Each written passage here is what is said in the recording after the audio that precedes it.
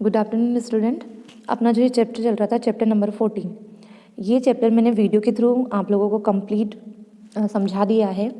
अब इस चैप्टर के जो नोट्स है उसको थोड़ा सा डिस्क्राइब कर लेते हैं ताकि आप लोगों को इस चैप्टर से रिलेटेड जो भी क्वेश्चन एग्ज़ाम में आए तो आप उसकी थ्योरी अच्छे से लिख पाओ एग्ज़ाम के अंदर। तो बेसिकली जो इस चैप्टर के अंदर हमको देखना है, आप देख चुके हैं वैसे तो, रेस्पायरेशन है ना। रेस्पायरेशन हमको देखना किसके अंदर है, प्लांट के अंदर। जैसे ह्यूमन रेस्पायरेशन करता है उसी तरीके से हमारे प्लांट भी रेस्पायरेशन करते हैं, ठीक है। तो प्लांट के अंदर जो रेस्पायरेशन होता है उसे हम बोलते हैं सेलुलर रेस्पायरेशन, ठीक है। सेलुलर रेस्पायरेशन में क्या होता है कि जो फूड मटेरियल होता है उसका ब्रेकडाउन होता है और जो एनर्जी होती है वो रिलीज होती है, ठीक है। और ये जो एनर्जी होती है हमारी एटीपी के फॉर्म में सिंथेसिस होती है। यानी कि जो फूड मटेरियल होगा प्लांट के पास में, क्या होता है फूड मटेरियल प्लांट के पास में, ग्लूकोज। क्या होता है, ग्लूकोज। और ये ग्लूकोज किस किस फॉर्म में होता है, स्टार्च के फॉर्म में स्टोर रहता है ये, ठीक है। एक सेकेंड। तो ये जो फूड होता है प्लांट के पास में ये ग्लूकोज के रूप में होता है और ग्लूकोज के जो फॉर्म होती है वो स्टार्च होती है ना। यानी कि हमारे जो प्लांट होते हैं स्टार्च के रूप में अपने भोजन को स्टोर करके रखते हैं। और जितने भी ग्रीन प्लांट है हमारे इन्वायरमेंट में, जितने भी ग्रीन प्लांट हैं, और साइनोबैक्टीरिया, साइनोबैक्टीरिया एक ऐसा बैक्टीरिया है जो क्या है, ग्रीन है, इसलिए इसको हम क्या बोलते हैं, इसको हम ग्रीन प्रोटोजोआ भी इसको बोला जाता है। तो साइनोबैक्टीरिया पूरे अर्थ पर, साइनोबैक्टीरिया और ग्रीन प्लांट ये दोनों ही केवल क्या करते हैं, फोटोसिंथेसिस करते हैं। और फोटोसिंथेसिस के रिजल्ट में क्या होता है, फूड बनता है। और फूड जो होता है प्लांट का किस फॉर्म में होता है, ग्लूकोज की फॉर्म में होता है। मतलब ग्लूकोज ही बनता है इनकी बॉडी के अंदर, प्लांट की बॉडी में क्या बनता है, ग्लूकोज बनता है। और ये जो ग्लूकोज होता है प्लांट के अंदर स्टार्च की फॉर्म में स्टोर होता है, ठीक है। यहाँ तक क्लियर है। और इस तरीके से प्लांट हमारे जो होते हैं वो क्या करते हैं, फूड बनाते हैं। फिर ये फूड बन गया और फिर इनको क्या होती है, एनर्जी की रिक्वायरमेंट होती है। तो जैसे जैसे इनको एनर्जी की रिक्वायरमेंट होती है तो फूड का ब्रेकडाउन हो जाता है और ये फूड जो होता है हमारा वो टूटने लग जाता है और इसके टूटने से क्या होती है, एनर्जी रिलीज होने लग जाती है, ठीक है। तो सेलुलर रेस्पायरेशन हम कहेंगे, ठीक है, सेलुलर रेस्पायरेशन कहेंगे प्लांट के अंदर। उसमें क्या होता है, फूड मटेरियल जो होता है ग्लूकोज उसका ब्रेकडाउन होता है और रिजल्ट में एनर्जी रिलीज होती है और ये एनर्जी होती है एटीपी के फॉर्म में, ठीक है। इसके साथ साथ ही ये जो फूड का ब्रेकडाउन होता है कहाँ कहाँ होता है, तो फूड का ब्रेकडाउन होता है एक तो हमारे साइटोप्लाज्म के अंदर और एक माइटोकॉन्ड्रिया के अंदर, ठीक है। साइटोप्लाज्म क्या होता है, ये हमारी सेल होती है, सेल के अंदर ये सेल ऑर्गेनेल्स होते हैं, ये हमारा माइटोकॉन्ड्रिया हो गया, ये राइबोसोम्स होंगे।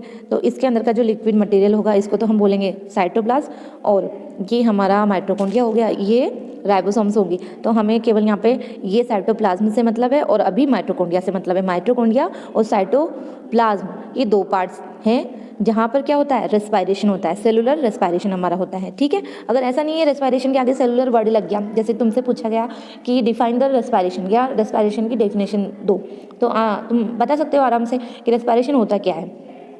आमतौर पर या आम भाषा में हम कहें तो रेस्पायरेशन क्या होता है, O2 का प्लांट के केस में बात करें तो O2 क्या होगी, प्लांट के केस में रिलीज होगी और CO2 क्या होगी, एंटर होगी, है ना। यही कहते हैं हम रेस्पायरेशन, यही अर्थ निकालते हैं रेस्पायरेशन का। लेकिन अगर रेस्पायरेशन के आगे ये सेलुलर वर्ड लग गया तो फिर डेफिनेशन क्या होगी, तभी भाई डेफिनेशन तो वही होगी, है ना। तो कंफ्यूज नहीं होना है आप लोगों को। यहाँ तक क्लियर है। इसके बाद में अब ये जो रेस्पायरेशन हमारा होता है ना, तो अब रेस्पायरेशन में क्या हो रहा है, फूड का ब्रेकडाउन हो रहा है। तो यहाँ पे कुछ जो पदार्थ होते हैं ना, कुछ कंपाउंड होते हैं, उनका क्या होता है, कुछ जो कंपाउंड होते हैं उनका ऑक्सीडेशन होता है। ऑक्सीडेशन का मतलब ही टूटना होता है, ठीक है। अब ये ऑक्सीडेशन जो होता है O2 की प्रेजेंस में होता है या फिर O2 की एब्सेंट में होता है, या तो उस जगह पे जहाँ पे O2 अवेलेबल है या उस जगह पर जहाँ पर O2 अनअवेलेबल है, ठीक है, अवेलेबल नहीं है मतलब, ठीक है। तो अब वो कंपाउंड जो ऑक्सीजन की प्रेजेंट में क्या कर रहे हैं, ब्रेक डाउन कर रहे हैं, है ना। तो उसको हम क्या बोलेंगे, एरोबिक रेस्पायरेशन, ठीक है। जबकि जो ऑक्सीजन की अब्सेंस में ब्रेकडाउन होगा, जहाँ O2 की अब्सेंस होगी और वहाँ पे हमारा ग्लूकोज का मॉलिक्यूल टूट जाएगा, तो उसे हम क्या बोलेंगे, एन एरोबिक रेस्पायरेशन, ठीक है। तो ये दो वर्ड हैं, एरोबिक और एनएरोबिक रेस्पायरेशन। एक तो ये चीज़ क्लियर रखनी है आप लोगों को कि एरोबिक रेस्पायरेशन क्या होता है, एनएरोबिक रेस्पायरेशन क्या होता है, और ये एरोबिक और एनएरोबिक रेस्पायरेशन में डिफरेंस अधिकतर एग्जाम में पूछ लिए जाते हैं, ठीक है। एग्जाम में क्या होते हैं, अधिकतर बेसिक डिफरेंस पूछ लिए जाते हैं, ठीक है। इसके अलावा एक होता है एनर्जी करेंसी। एनर्जी करेंसी क्या होती है किसी भी सेल की? एनर्जी करेंसी ऑफ सेल क्या होती है? हमारा एटीपी। हमारा क्या होता है? एटीपी। एटीपी क्या है? एनर्जी करेंसी है हमारी, ठीक है। एक ये चीज़ आपको याद रखनी है। और ये एटीपी कब बनती है? फूड के ब्रेकडाउन से बनती है। जब भी फूड का क्या होता है? ब्रेकडाउन होता है, तब हमें एनर्जी मिलती है और एनर्जी एटीपी के फॉर्म में होती है, ठीक है। यहाँ तक क्लियर? अब देखो यहाँ पर एक क्वेश्चन दिया हुआ है और ये क्वेश्चन आपको करना आना भी चाहिए। जैसे कि यहाँ पे दिया हुआ है रेस्पिरेशन और कॉम्बिनेशन। पहली बात तो रेस्पिरेशन का मतलब तो समझ गए क्या होता है। कॉम्बिनेशन का मतलब क्या होता है? कॉम्बिनेशन का मतलब होता है दहन, आग, है ना। दहन जो केमिस्ट्री में आप पढ़ चुके हैं। कॉम्बिनेशन का मतलब होता है दहन। किसी भी चीज़ को हम जलाते हैं, है ना, तो जलाने के लिए, आग लगाने के लिए किसकी रिक्वायरमेंट होती है? ऑक्सीजन की रिक्वायरमेंट होती है ना।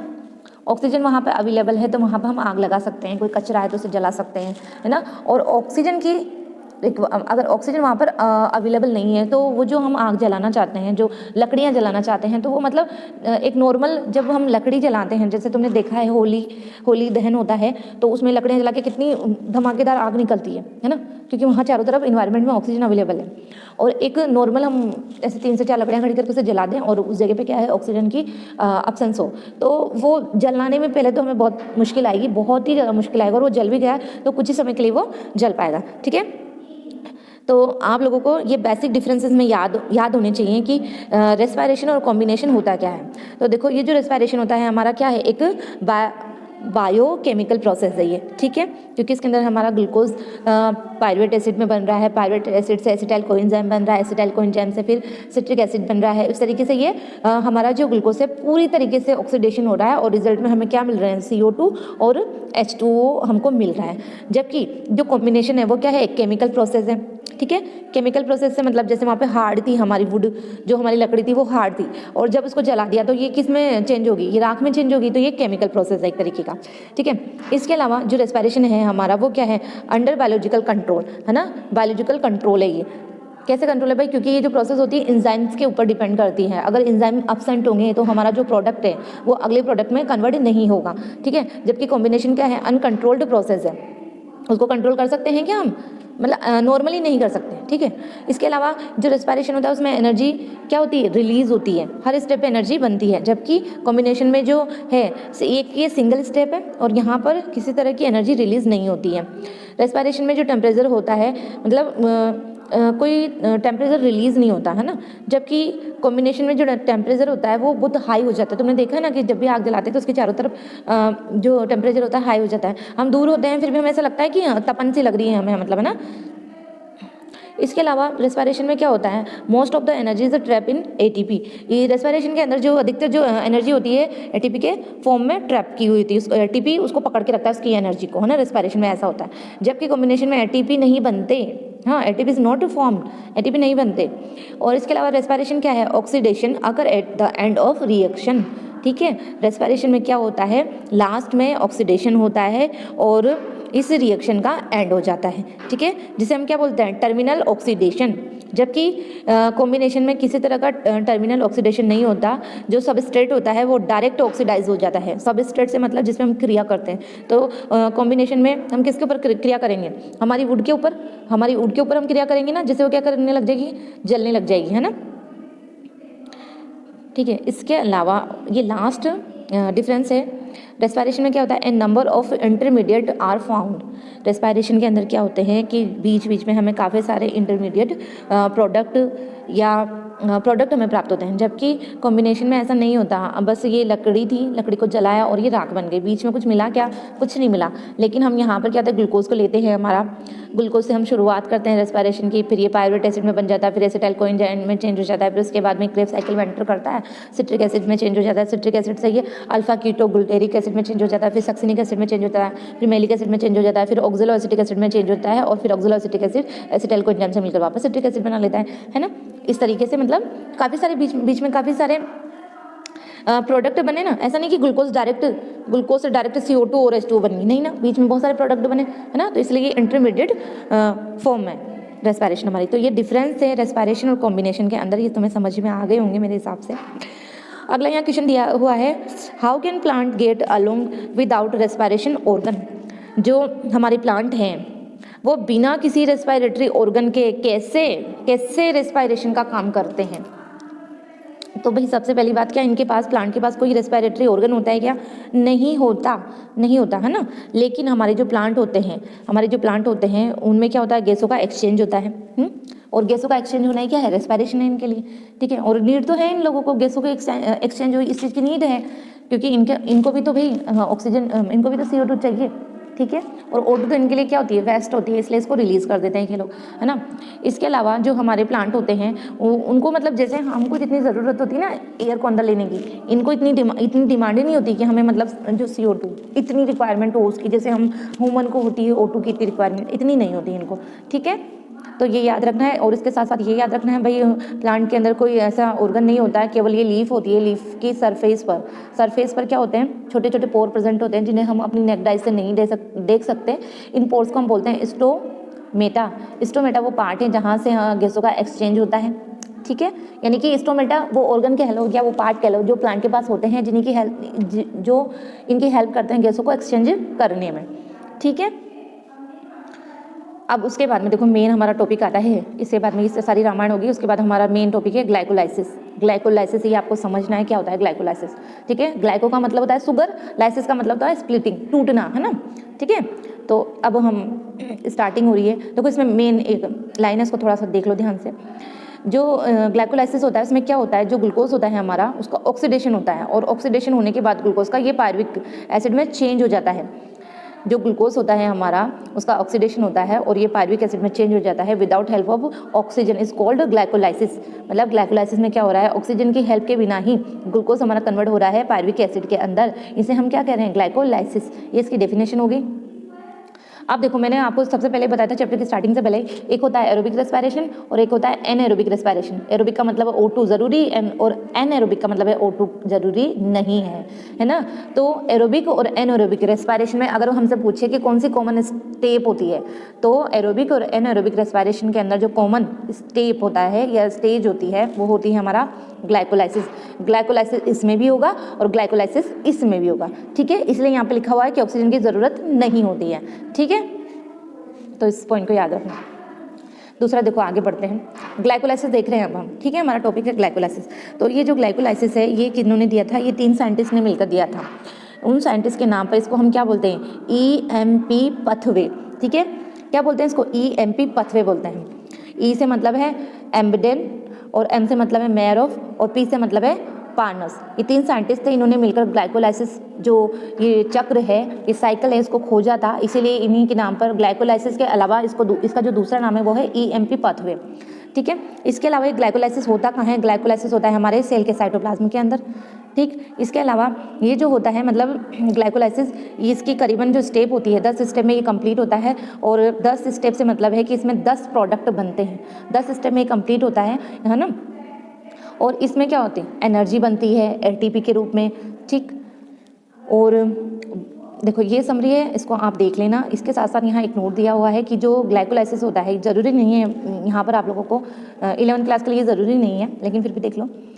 ये जो हमारा ग्लाइकोलाइसिस होता है, ग्लाइकोलाइसिस में क्या होती है, 3 स्टेप होती हैं, 3 step of chemical transformation occur in glycolysis. कौन कौन सी 3 स्टेप होती है, सबसे पहले होता है हमारा फॉस्फोराइलेशन, दूसरा होता है डिग्रेडेशन ऑफ कार्बन स्केलेटन, ठीक है। और तीसरा होता है transfer of hydride ion. 3 step होती है इसके अंदर, ठीक है। फर्स्ट होती है फॉस्फोराइलेशन, दूसरा होता है जो कार्बन होता है कार्बन स्केलेटन, उसका डिग्रेडेशन का मतलब होता है टूटना, धीरे धीरे नष्ट होना, ठीक है। और इसके अलावा जो हाइड्रोजन आयन होते हैं उनका ट्रांसफर होना, है ना, उनका ट्रांसफर होना। इसको देख लेना एक बार, यहाँ पे लिखा हुआ फॉस्फोराइलेशन के लिए लिखा हुआ है transfer of phosphate group from ATP and intermediate molecule. जो बीच बीच में जो मॉलिक्यूल बनेंगे ना, बीच बीच में जितने भी इंटरमीडिएट मॉलिक्यूल बनेंगे वहाँ पर क्या होगा, उन पर क्या होगा, जो हमारा फॉस्फेट ग्रुप है उसका ट्रांसफर होगा, है ना, उसका ट्रांसफर होगा। क्यों होगा, क्योंकि भाई हमें क्या चाहिए, ATP चाहिए। और ATP कब बनेगा, जब इसमें फॉस्फेट ग्रुप बनेगा। आपने देखा है ADP ये लिखा होता है और एक लिखा होता है ATP, एडोसिन ट्राइफॉस्फेट और एडोसिन डाइफॉस्फेट।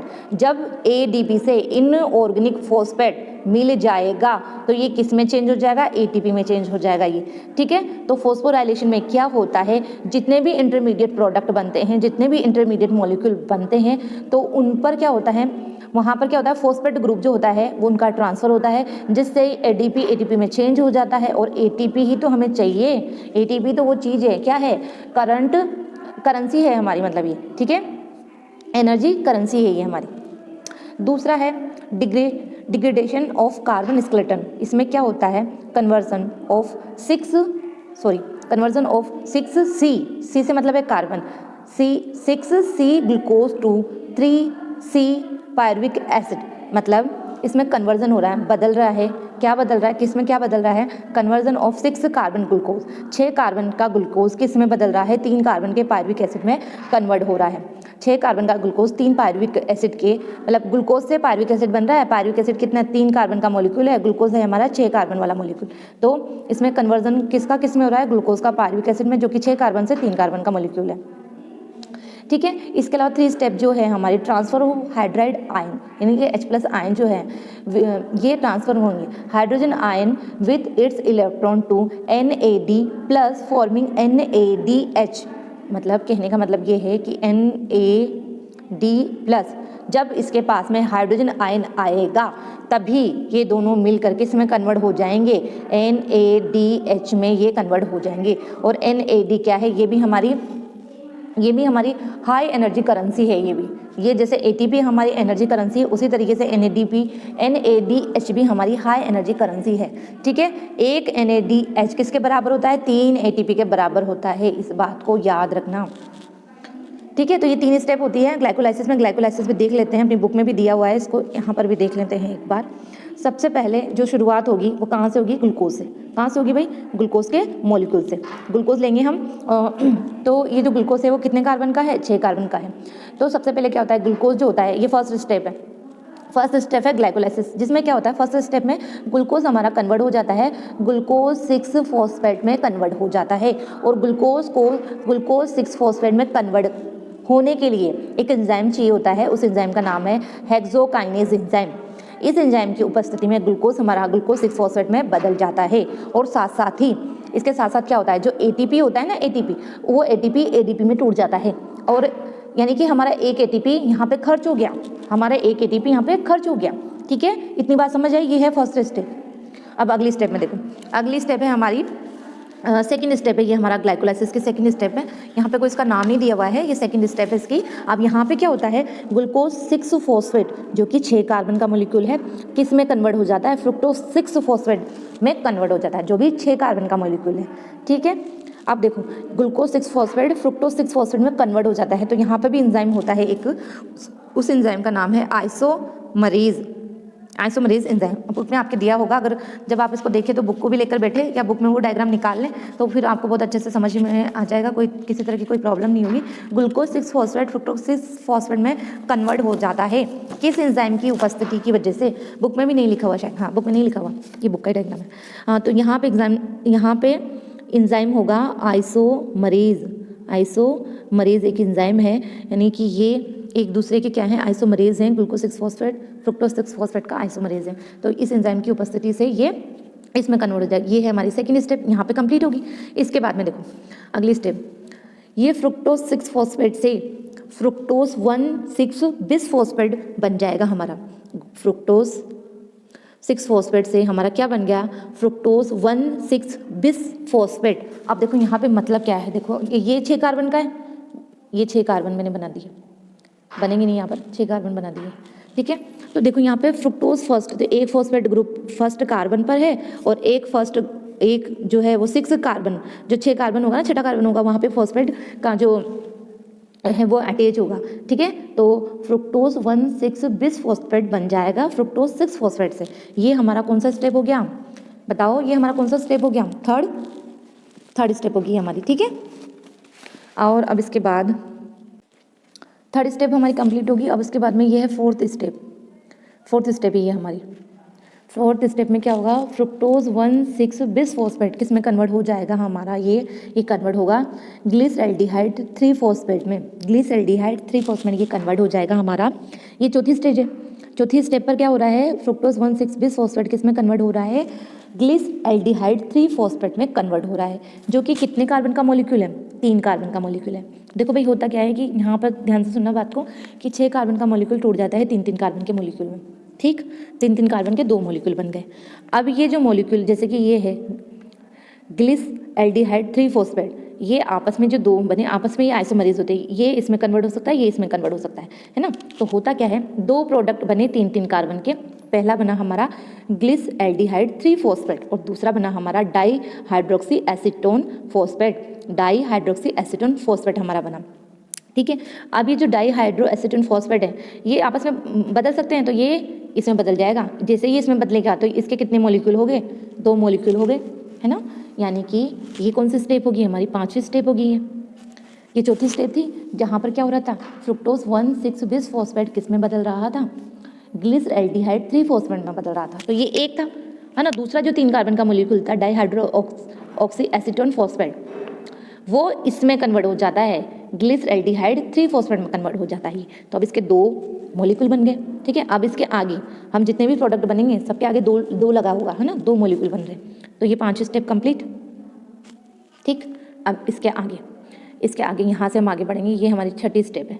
तो अब ये 2 हैं, 2 ग्लिस एल्डिहाइड 3 फॉस्फेट है भैया ना। अब यहाँ पे क्या हो रहा है, यहाँ पे 6ठी स्टेप में हमारा क्या हो रहा है कि ग्लिस एल्डिहाइड 3 फॉस्फेट किस में कन्वर्ट हो रहा है, 1,3 बिस फॉस्फेट ग्लिसरिक एसिड में, 1,3 बिस फॉस्फेट ग्लिसरिक एसिड में कन्वर्ट हो रहा है, ठीक है। तो और यहाँ पर भी जो एंजाइम होगा, यहाँ पे भी एक एंजाइम होगा, उस एंजाइम का नाम है डीहाइड्रोजिनेज। यहाँ पर जो एंजाइम होगा उसका नाम है डीहाइड्रोजिनेज एंजाइम, जिसकी उपस्थिति में ये 1,3 बिस फॉस्फेट ग्लिसरिक एसिड में कन्वर्ट हो जाएगा। साथ साथ यहाँ पर क्या होगा कि डीहाइड्रोजिनेज एंजाइम है तो यहाँ पर H+ भी आएंगे, ये NAD प्लस से ये H+ मिलेगा और ये किस में कन्वर्ट हो जाएगा, NADH में। तो यहाँ पे भी एनर्जी का फॉर्मेशन हो गया। अब ये जो चेंज हुआ इसमें, यानी एक मॉलिक्यूल इसमें चेंज हुआ तो एक NADP, लेकिन ये 2 थे ना, मैंने बताया ना ये 2 थे, तो यहाँ पे 2 NADP निकलेंगे। कितने, 2 NADP निकलेंगे। मैं इसके अब पीछे लगा देती हूँ 2, ठीक है, 2 NADH निकलेंगे। यहाँ तक हो गया। कौन सी स्टेप कंप्लीट होगी, 6ठी। अब ये है 7वीं स्टेप। 7वीं स्टेप में क्या होगा, 1,3 बिस फॉस्फेट ग्लिसरिक एसिड जो होता है हमारा, वो किस में कन्वर्ट हो जाएगा, 3 फॉस्फोग्लिसरिक एसिड में। अब देखो यहाँ पे क्या हो रहा था कि यहाँ पे 1,3 यानी 2 फॉस्फेट ग्रुप थे यहाँ पर, है ना, जो तो यहाँ से एक फॉस्फेट ग्रुप रिलीज हुआ, इस फॉस्फेट ग्रुप को इस ADP ने मतलब पकड़ा और ATP का फॉर्मेशन कर दिया, ठीक है। तो इस वजह से अब इसके पास 3 फॉस्फोग्लिसरिक एसिड, ये मतलब एक फॉस्फेट ग्रुप बचा जो कि तीसरे नंबर के कार्बन से अटैच चाहिए। तो ये 7वीं स्टेप भी हमारी कंप्लीट होगी और यहाँ पर एक ATP का फॉर्मेशन हो गया। अब देखो ये एक प्रोडक्ट, लेकिन ये तो 2 है ना, मैंने बोला ना अब सबके आगे 2 लगेंगे, 2 से 2, तो फिर ATP भी कितने बन रहे हैं, 2। इसके बाद 7वीं स्टेप हमारी कंप्लीट होगी और ये है 8वीं स्टेप। अगली 8वीं स्टेप में क्या हो रहा है, 3 फॉस्फोग्लिसरिक एसिड जो है हमारा किस में बदल रहा है, 2 फॉस्फोग्लिसरेट में। 3 फॉस्फोग्लिसरिक एसिड किस में कन्वर्ट हो रहा है, 2 फॉस्फोग्लिसरेट में, ठीक है। अब ये 2 थे तो ये भी 2 बनेंगे, ये 2 थे तो ये भी 2 बनेंगे। क्लियर है यहाँ तक, है ना। अब उसके बाद में 8वीं स्टेप होगी कंप्लीट। उसके बाद है आगे 9th स्टेप हमारी। 9th स्टेप में क्या होगा, 2 फॉस्फोग्लिसरेट जो होता है वो किस में कन्वर्ट हो जाता है, फॉस्फोइनोल पायरुवेट में। यहाँ पे एक एंजाइम होता है इनोल करके, यहाँ पे 9th स्टेप में पढ़ रहे हैं हम आगे। ये 9th स्टेप, यहाँ पर एक एंजाइम होता है इनोल, ENOLE, इनोल एक एंजाइम होता है जिसकी प्रेजेंस में ये रिएक्शन होती है। 2 फॉस्फोग्लिसरेट जो होता है किस में कन्वर्ट हो जाता है, फॉस्फोइनोल पायरुवेट में बदल जाता है, ठीक है। और उसके बाद में लास्ट स्टेप है 10वें नंबर की स्टेप। इसमें क्या होता है, फॉस्फोइनोल पायरुवेट जो होता है हमारा पायरुविक एसिड में चेंज हो जाता है, ठीक है। अब देखो यहाँ से डबल हो रहे हैं, कहाँ से, देखो दोबारा से, यहाँ से डबल हो रहे हैं हमारे प्रोडक्ट, यहाँ से। तो अब हर चीज़ डबल मिल रही है, आगे लगा वो अभी है 2, है ना, सब चीज़ 2 मिल रही है हमको। और यहाँ पे ग्लूकोज 1 था तो एक ग्लूकोज से 2 पायरुविक एसिड मिलते हैं ग्लाइकोलाइसिस के एंड में, ठीक है। अब हम देखते हैं एनर्जी क्या क्या बनी। एक ATP यहाँ खर्च हुआ, एक ATP यहाँ खर्च हुआ, ये खर्च हो रहे हैं ATP, बना क्या, यहाँ बना और एक यहाँ बना, ठीक है, और एक यहाँ बना, ये बन रहे हैं, ये खर्च हो रहे हैं, ये बन रहे हैं। अब देखो ये 2 थे ना, 2 से 2 बनेंगे तो यहाँ पर 2 NADH बनेगा और यह भी 2 ATP, यहाँ पे भी 2 ATP, ठीक है। अब बताओ कितने ATP हुए टोटल, एक NADH किसके बराबर होता है, 3 ATP के बराबर। तो 2 × 3 6, 6 2 2 10 और कितने ATP खर्च हो गए, 2 ATP खर्च हो गए। तो नेट बेनिफिट कितने का हुआ, 8 ATP का, नेट बेनिफिट कितने का हुआ 8 एटीपी का, 2 हो गए हमारे खर्च, बने कितने थे टोटल 10 में से 2 गए तो 8। तो ये समझ में आ गया एटीपी आपको किस तरीके से कहाँ फॉर्मेशन हुआ। ये हमारा ग्लाइकोलाइसिस साइकिल था, यहाँ पे ये ख़त्म होता है, समझ में आ गया वो आपको।